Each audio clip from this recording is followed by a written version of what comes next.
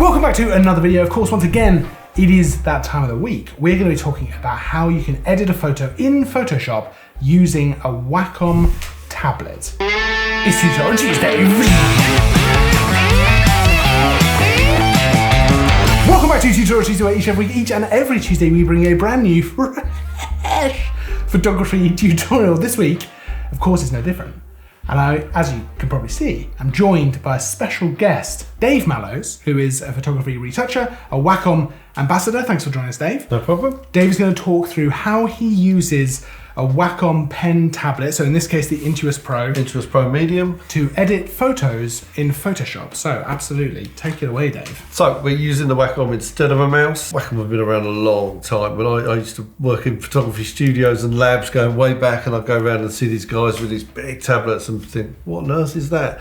But having used one for the last 15 years, I don't think I could edit without. Many times I'll sit down at a desk and I'll grab a pen and realised that actually I picked up somebody else's biro and just expected it to always be there. So the main idea is that it's fluid, it's natural, they're pressure sensitive, so you have soft feel, the soft touch. The pressure sensitive nib means that although I may have a black pen set or a black brush set, if I just press gently, it's only going to apply that at a much lower opacity. So it controls the opacity and the flow. It's all pressure sensitive. The controls for that have been inside Photoshop for some time. So we're going to take a couple of images, just go through, having a quick look. What happens when you're masking and you're doing anything that you would then require that sensitivity to do that. So I'm just going to go and quickly just choose a couple of images from Lightroom and say open those as layers in Photoshop. So we've got our two images in Photoshop now, and this was in this huge barn. This fireplace, when I'm stood in front of it, comes up to my chest. Wow. So it looks tiny there, but it's not. It's absolutely enormous. And what we need to do is actually, I have two shots, and in the second shot I move the light over to the other side of the fireplace. So I want to create a composite of those two images, so it looks like I've lit the fireplace with matching pair of lights. In fact, we were supposed to have a matching pair of lights for that shoot, but they only sent one. So I said, don't worry, I'll just make that picture up. Nice. So the first thing I need to do with there is just select both images and edit, and I'm just going to auto align layers and fully automate that. And then we have perfect alignment. The only difference being now, one's very slightly higher than the other, and you see when I just turn the top layer off, we have a very small gap at the bottom, so we do need to just crop that out very quickly. So I'll just bring that up, okay that. So choosing the top layer, I'm just going to go down onto hit mask on the control panel and brush, just using the keyboard shortcut of B, and all I need to do is paint in on this area around on this side.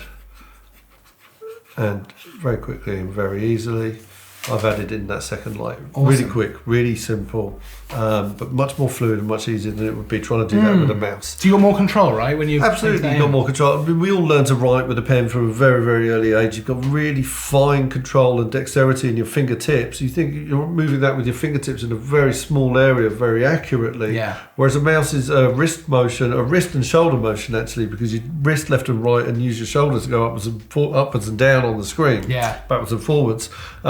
So you're always limited in the actual articulation of those joints as to how accurate you can be with a mouse.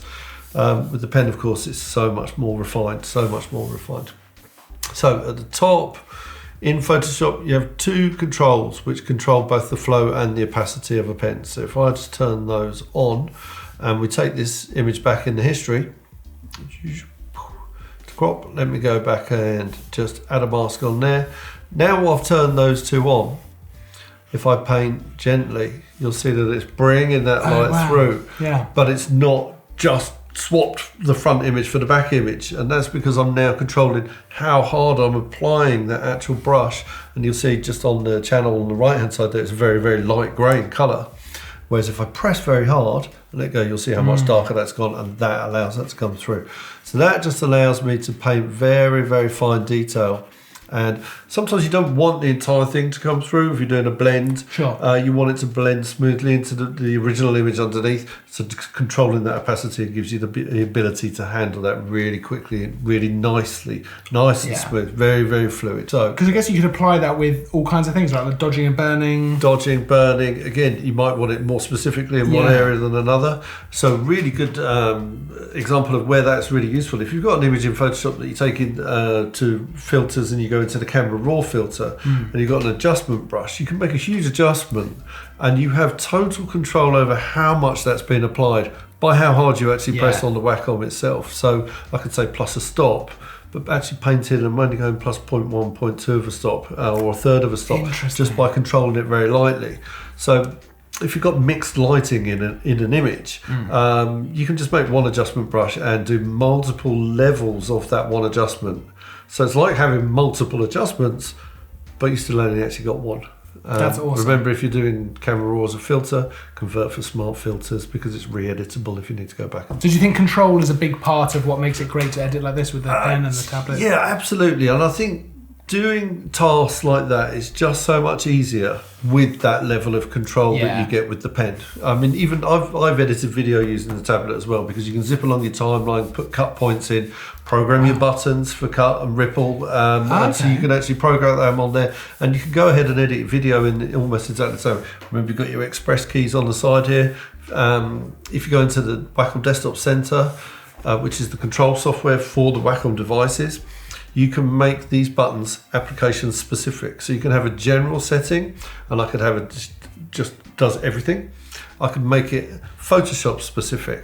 I can make those buttons Lightroom specific. They could be Premiere Pro or Final Cut specific. Awesome. My son's doing Music A level. He has a Logic Pro programmed in, and so he's got his keyboard shortcuts for Logic Pro programmed down the side of the Intuos, and he's doing his timelines and running around using a pen to do that as well. So applicable to many different industries and many different facets, but they've all got that level of control that's, you know, you just so fine. The dexterity in your fingers is so much better than a mouse. Amazing.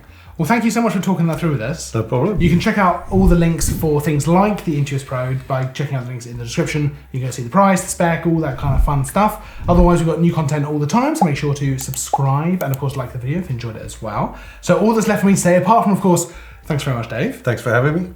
Is, as always, thanks for watching.